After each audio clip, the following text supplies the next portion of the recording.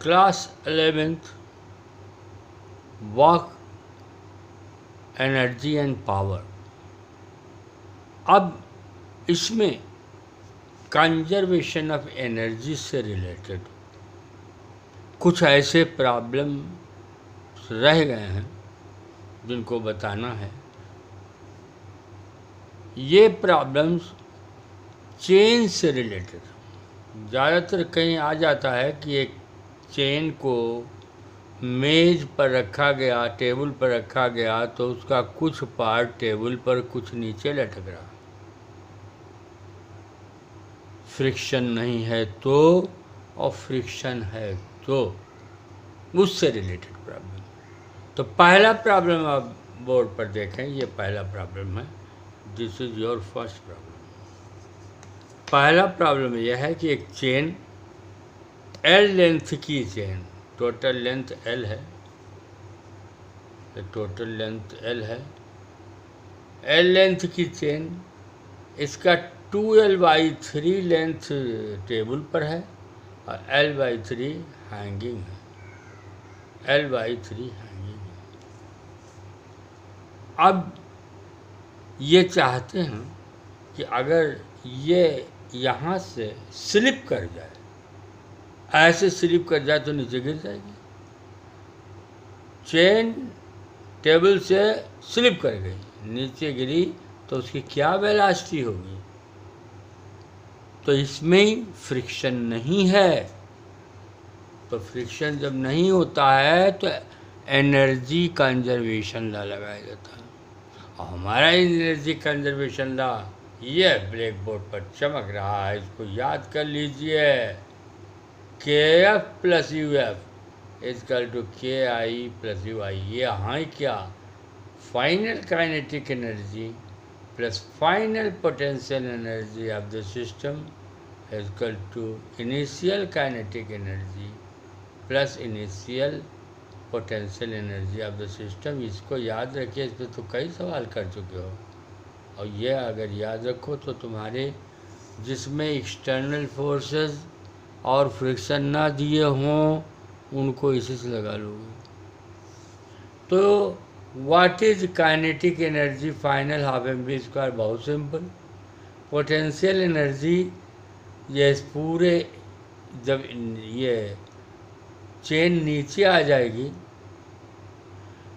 तो उस समय पोटेंशियल एनर्जी होगी mg, और चेन की जो सेंटर ऑफ ग्रेविटी वो L/2 पे होगी, तो mg L/2 क्या होगा?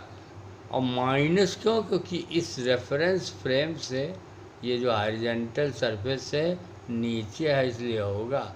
यही सब चीज़ें हैं, गलत हो जाता है। Minus mg L/2।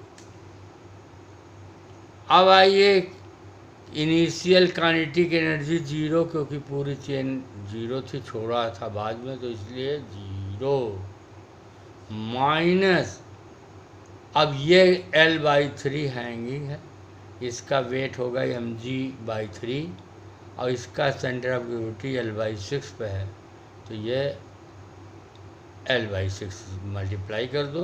Potential energy के लिए हाफ ही लेंथ लोगे, पोटेंशियल एनर्जी के लिए तो ½ m तो कैंसिल हो जाएगा, ½ = GL/2 जरा के पॉजिटिव, और यहाँ हो जाएगा GL/18। तो इससे आप v की वैल्यू निकालेंगे, v = √8GL/9 आएगा, 8GL/9। अच्छा सब क्वेश्चन है, आप लगाइए और सोचिए, इसमें यल वगैरह दे देंगे तो आपकी वैल्यू कैलकुलेट हो जाएगी। क्वेश्चन नंबर 2 पे आइए। क्वेश्चन नंबर 2, यहाँ पर आपका क्या दिया हुआ है? सेमी सर्कुलर आर्क एक दिया हुआ है, सेमी सर्कुलर आर्क, और इस आर्क से related question, semi circular arc.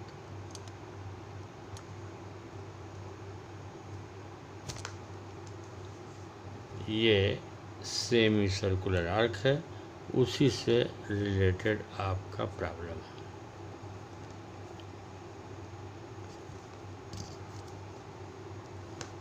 ये देखिए, सेमी सर्कुलर आर्क, ये, और इसी के ऊपर एम मास की एक चेन पूरा सेमी सर्कुलर आर्क पर रख दिया गया।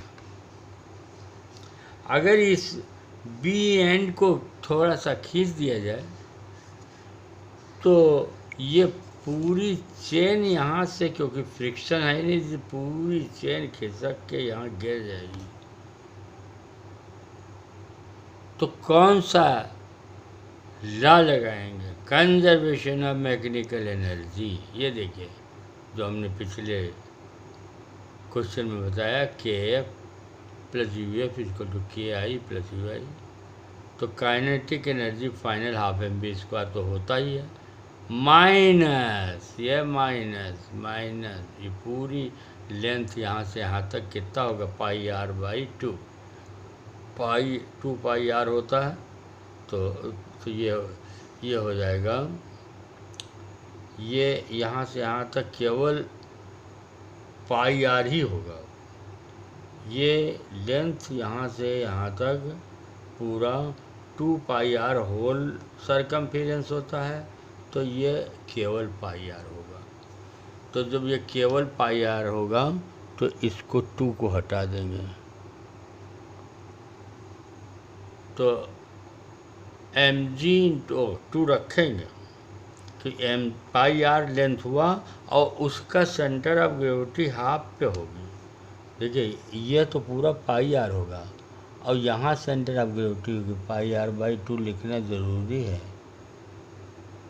ये pi R by 2 M G H जो है हाफ पर लेंगे, तो M G pi R by 2 equal to kinetic energy तो इनिशियल 0 थी, अब इनिशियल पोटेंशियल एनर्जी, इसकी इनिशियल पोटेंशियल एनर्जी निकालना, उसको खूब ध्यान से देखिए।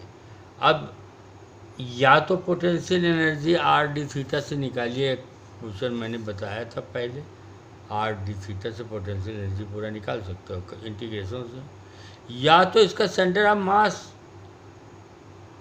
तो बहुत लोग सेंटर ऑफ मास याद करते हैं, तो इस सेंटर ऑफ मास इस सेमी सर्किल का 2r बाई पाई पे होता है, 2r बाई पाई, और वहीं पर मास मान लो, तो ये हो जाएगा m g into 2r by pi, और इससे वेलोसिटी कैलकुलेट करते हुए v पर आ जाइए, कैलकुलेट कर लीजिए।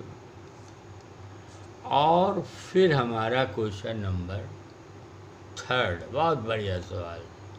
क्वेश्चन नंबर 3 से फ्रिक्शन स्टार्ट हो गया।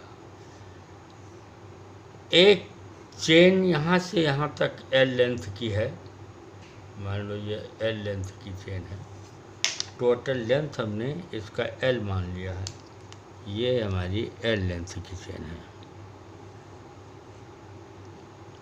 L लेंथ की ये चेन है, इसका L dash part hanging position में है, लटक रहा है। L डैश पार्ट जो है वो हैंगिंग पोजीशन में है, यानी चेन का L डैश पार्ट जो है वो लटक रहा है। ये तो ऊपर L माइनस L डैश हो जाएगा, और कोएफिशिएंट ऑफ फ्रिक्शन म्यू है।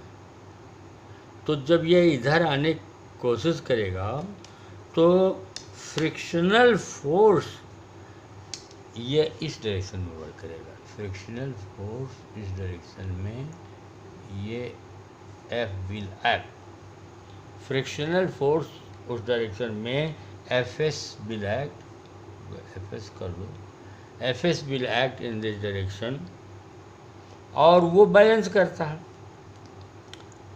L डैश लेंथ को बैलेंस करेगा, ये इसके मास को बैलेंस करेगा। तो फार्मूला क्या होगा आपका, तो म्यू m अपान एल यूनिट लेंथ का मास हुआ, L माइनस L डैश ये पूरी चेन का मास हो गया ऊपर जो मेज पर है, इंटू जी, तो म्यू एम जी ये क्या है, फ्रिक्शनल फोर्स जो इधर, और इधर की ओर कितना है, M/L, L dash, M cut जाएगा, L डैश की वैल्यू आएगी, यहाँ से निकालोगे L dash equal to mu L upon 1 plus mu, hanging portion की लेंथ ये याद करिए, mu L upon 1 plus mu, और चेन जो